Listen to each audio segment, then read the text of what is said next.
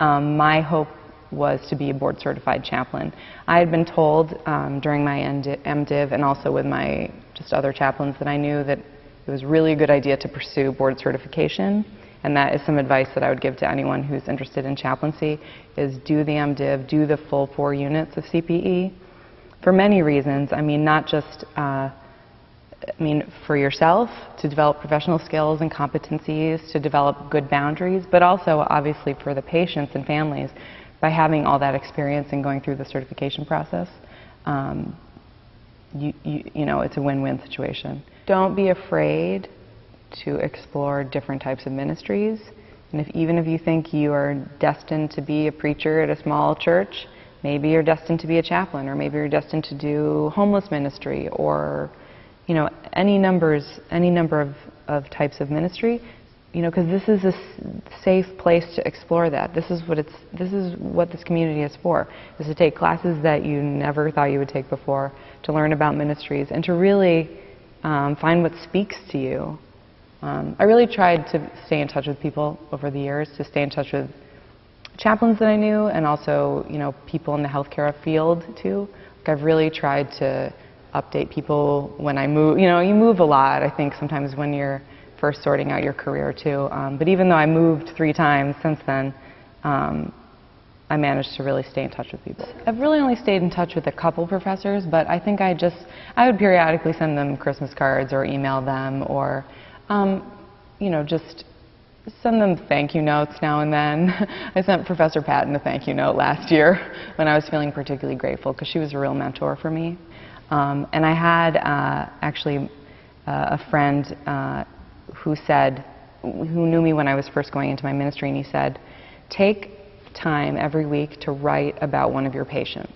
Even if it's totally unrefined, just write something about this patient, a story.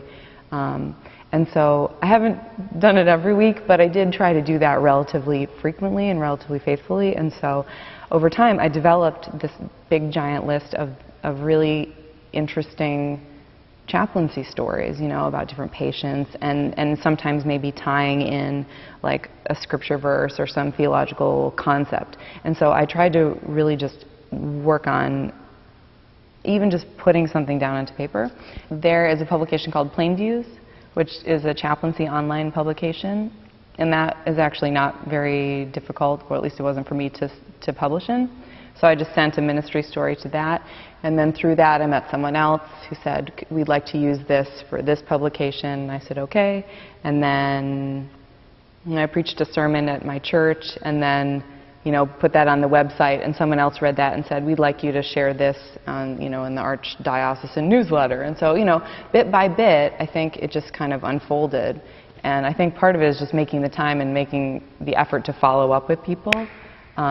Even if it's just, you know, some little newsletter, that kind of thing. I think you have to have a certain sense of humor to be able to work in hospice, because it's hard and it's tiring, and there are days when, you know, I think it can make you feel kind of isolated, because, you know, you've spent most of your day working with the dying, whereas, you know, life kind of continues on next, you know, by you. But you have to be able to laugh, you have to have good boundaries, and you also have to find ways to nourish your own spirit.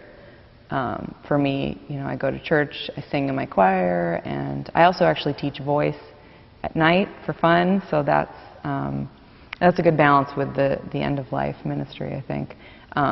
You know, singing show tunes with 10-year-olds at the end of the day is a good way to end the day.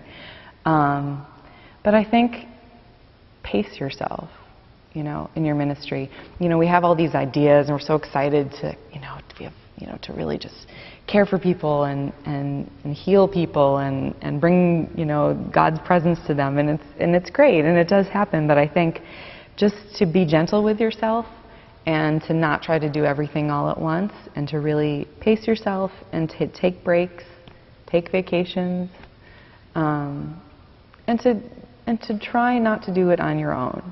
You know, don't be a lone ranger. I think it sometimes can feel like we are lone rangers, but to really seek mentors and seek people that can encourage you when you need to be encouraged, but that can also bring you back down to earth when you need it to, and say, look, you need to take a break, go for a walk.